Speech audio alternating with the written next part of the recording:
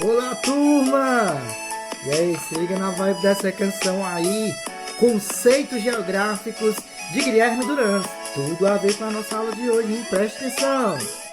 Estudar a população de forma quantitativa, aspectos e crescimentos, função da demografia, a medicina aumentou, a longevidade, tecnologia subiu, caiu mortalidade, revolução industrial e aumento da cidade, mulher teve emprego, caiu natalidade, densidade demográfica. Quantidade de pessoas por quilômetro quadrado, taxa de natalidade. Resolva nascimento vezes 1000 por total de pessoas, taxa de mortalidade. Resolva morte vezes 1000 por total de pessoas, taxa vegetativa é em porcentagem, taxa de natalidade menos de... A partir de hoje, que é população brasileira e seus movimentos. A música fala sobre densidade demográfica, população, sobre taxa de natalidade, taxa de mortalidade, e nós iremos aplicar todos esses conceitos a nível de Brasil. Então, não deixe de, depois de nossa aula, passar lá no canal do professor e dar uma revisada também em forma de canção naquilo que nós iremos aprender.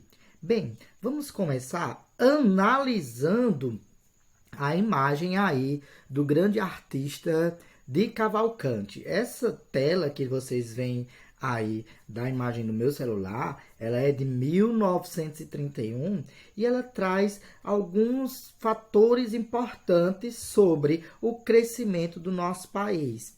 Primeiro, ela traz a pluralidade de etnias, a pluralidade cultural e também a desigualdade econômica, como nós podemos observar. Como assim a pluralidade cultural? Vemos pessoas vestidas com roupas diferentes, o que significa dizer que essas pessoas possuem conceito indumentário diferente uma das outras. Estamos vendo também várias cores, né? Pessoas negras, brancas, pessoas pardas, o que significa dizer que há uma pluralidade aí de cores, de raças, enfim. Agora, o que nos chama a atenção é a maneira como o artista ele revelou para nós o que ele estava presenciando naquela ocasião, como eu já disse, em 1931, que era o crescimento acelerado que o Brasil estava sofrendo. Como nós podemos perceber isso? As imagens elas são desenvolvidas de maneira exagerada, a ponto que muitos dos personagens eles estão pela metade nessa pintura. O que nós podemos concluir? Que a quantidade de pessoas, a quantidade de informação, o processo de desenvolvimento, ele estava tão grande que ele não poderia ser unificado em uma única pintura, porque era informação demais. E justamente isso que o Brasil ele enfrentou aí durante algumas décadas, em especial a partir da década de 50, ou seja, do ano de 1950. Embora a imagem ela seja de 1931, onde já existiu avanço, o grande momento em que o Brasil desenvolveu, aliás, em que o Brasil acelerou seu crescimento populacional foi a partir do ano de 1950, como nós iremos estudar posteriormente. Gente, os estudos geográficos, eles são importantes e são fundamentais porque eles revelam aí informações e dados sobre território, sobre a dinâmica da população de um país ou até mesmo de uma determinada região. Porém, para que a gente consiga desvendar essas informações, é necessário que a gente tenha conhecimento de alguns indicadores a respeito da população, quantidade, densidade, distribuição expectativa de vida, para que nós possamos fazer uma boa leitura dessas informações. Então, nós iremos traçar esse caminho aí a partir de hoje, começando pelo conceito de densidade demográfica. A densidade demográfica nada mais é do que um indicador que apresenta a quantidade de habitantes de uma determinada região por quilômetros quadrados. Então, eu vou apresentar aqui para vocês o modelo de como nós podemos adquirir a densidade demográfica. O cálculo é simples. A gente vai pegar o valor absoluto da população de um determinado lugar e vai dividir esse valor pela extensão territorial, ou seja, pela área ocupada. Com o resultado, iremos ter em mãos a quantidade de pessoas que habitam uma determinada região por quilômetro quadrado. E isso é a densidade demográfica. Agora, aplicando essa formulazinha, vamos utilizar o exemplo do nosso país. O Brasil, em 2018, em 2019, apresentou uma população de mais ou menos 209.288.280. Ou seja, era a quantidade da população brasileira em 2019. O nosso território, ele tem aí valores equivalentes a 8.515.759 quilômetros quadrados. Ao se dividir esses valores, adquirimos o seguinte resultado: 24,6 habitantes por quilômetros quadrados. Então, esse aí é o total de habitantes no território brasileiro por quilômetros quadrados. Então, vamos fazer a leitura desse texto. Eu vou até destacá-lo para vocês, que diz o seguinte. Espera ainda.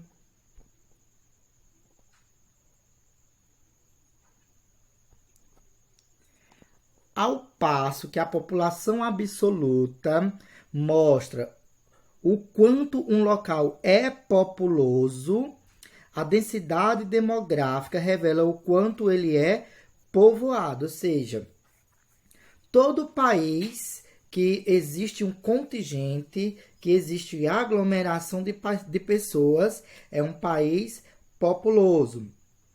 Okay? Todo território, todo continente que é habitado por pessoas é populoso.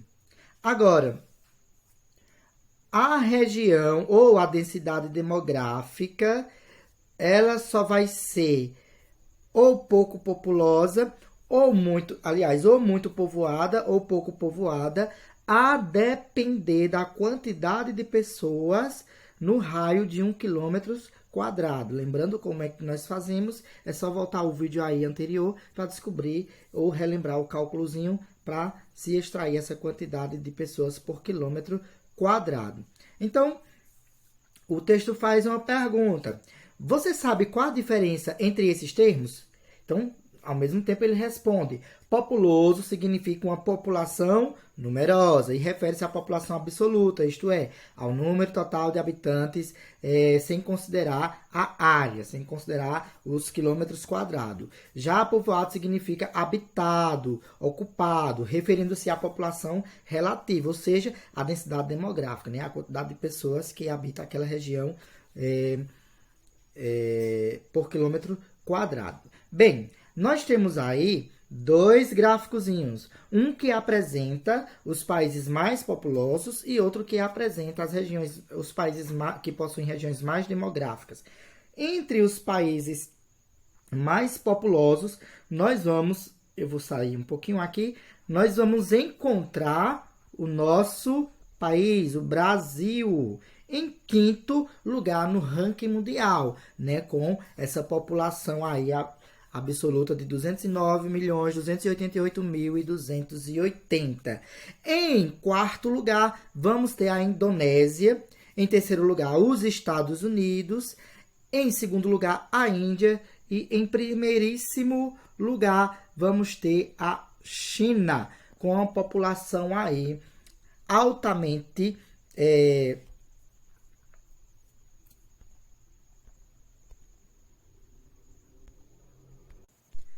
E, em primeiro lugar, vamos ter a China, com uma população elevadíssima, como vocês podem comprovar aí no gráfico. O outro gráfico apresenta os países com as maiores densidades demográficas. Esse gráfico aí é do ano de 2017. Em quinto lugar, temos Bangladesh, com aproximadamente 1.265 habitantes por quilômetro quadrado. Em quarto lugar, temos Malta. Em terceiro, Bahrein. Em segundo, Singapura. E em primeiro lugar, temos Mônaco, com a população aproximada aí de 19.347 habitantes por quilômetro quadrado.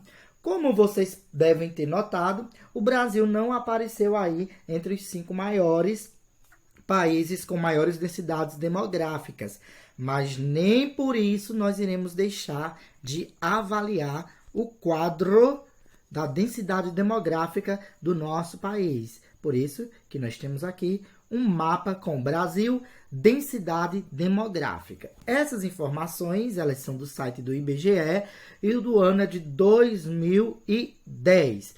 Como vocês podem ver, nós temos regiões no nosso país que tem menos de 1 habitante por quilômetro quadrado. Por outro lado, nós temos outras regiões que possuem acima de 100 habitantes por quilômetro quadrado. Ou seja, há uma irregularidade na distribuição da população no nosso país, o que provavelmente nos faz também constatar que há diferenças econômicas também entre essas regiões. Por exemplo, a região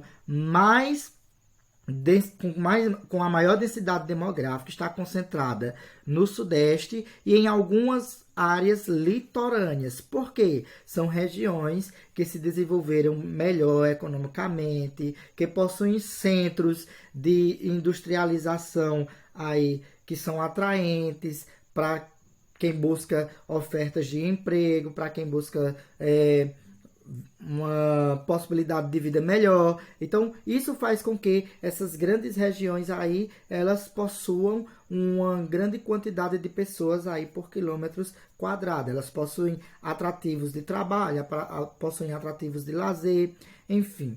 Então, o nosso país, ele é considerado um país pouco povoado, porque ele não possui uma quantidade aí significativa de habitantes por quilômetros quadrado.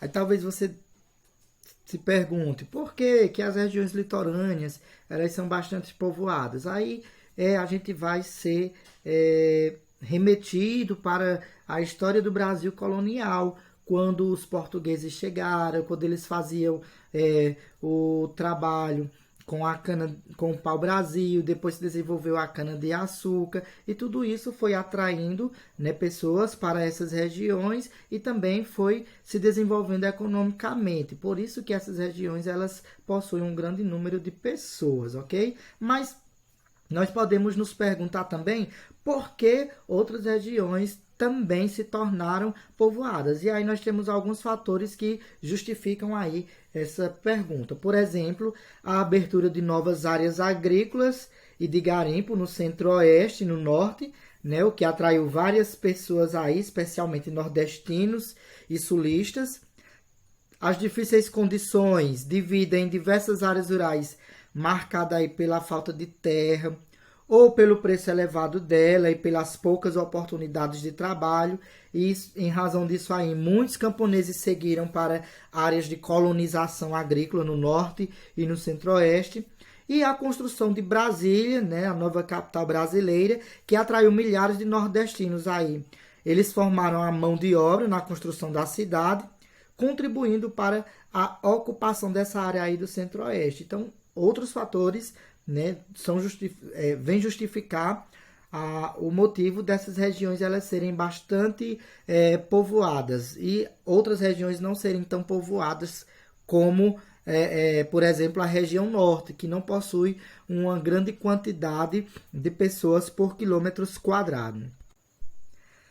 Bem, nós temos aí agora um gráfico que apresenta a população brasileira, né, no seu desenvolvimento do crescimento populacional de lá do século XIX até agora no século XXI. Então, lá no ano de 1872, se vocês observarem, o Brasil ele não tinha 10 milhões de habitantes em seu território. E aí, vários fatores influenciaram para que esse aumento populacional acontecesse. Primeiro, a quantidade de pessoas que chegaram aí de um outro país, né, para trabalharem nas terras brasileiras.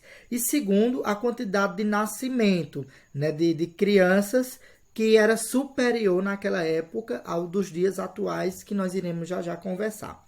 Mas eu quero chamar a atenção de vocês para perceberem que a partir do ano de 1950, o Brasil ele apresentou um elevado indicador, aliás, um elevado número da sua população, chegando aí em 2018 com a população de 208 milhões de pessoas aproximadamente. Quais fatores motivaram, de fato, esse crescimento populacional do Brasil? Será que foi apenas a taxa de natalidade? Por que anterior ao ano de 1950, o Brasil não crescia tanto como pós 1950? Bem, anterior a 1950, sabemos que o estado de saneamento básico de nosso país ele era precário, né? E foi precário por muitos anos. Além disso, as crianças, a taxa de mortalidade ela era altíssima, porque não se tinha vacinas para combater as principais doenças daquela época. Com o desenvolvimento, com o avanço tecnológico, com o avanço da ciência, né, foram desenvolvidas várias vacinas.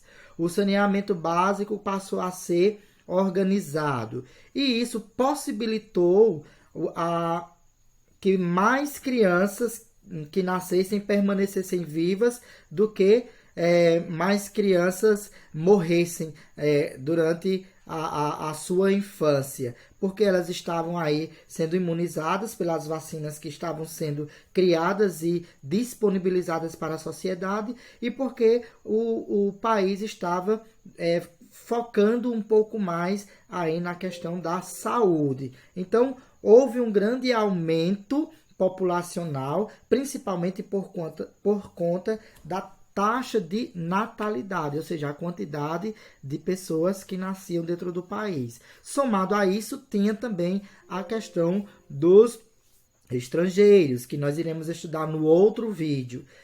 Os estrangeiros que vieram somar, né, a população brasileira. Por que, professor Gleison? Hoje, o Brasil ele não continua com o mesmo ritmo de crescimento populacional que algumas décadas atrás. Bem, nós sabemos que o fator cultural ele influencia bastante. Então, por exemplo, as mulheres elas começaram a estudar mais por um bom tempo. E com isso, elas começaram a conquistar o seu espaço dentro da sociedade. Então, as mulheres começaram a casar mais tarde, as mulheres começaram a casar já com seus trabalhos.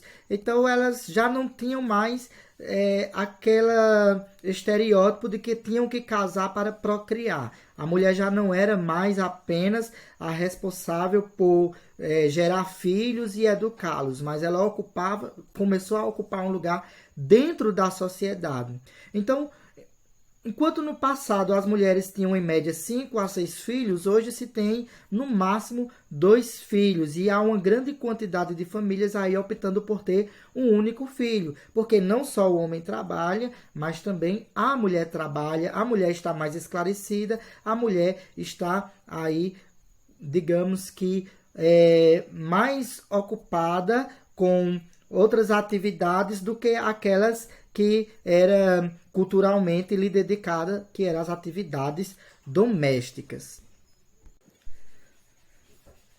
Mudando um pouco de assunto, vamos analisar agora outro gráfico aí, que também é retirado lá do IBGE, Censo Demográfico,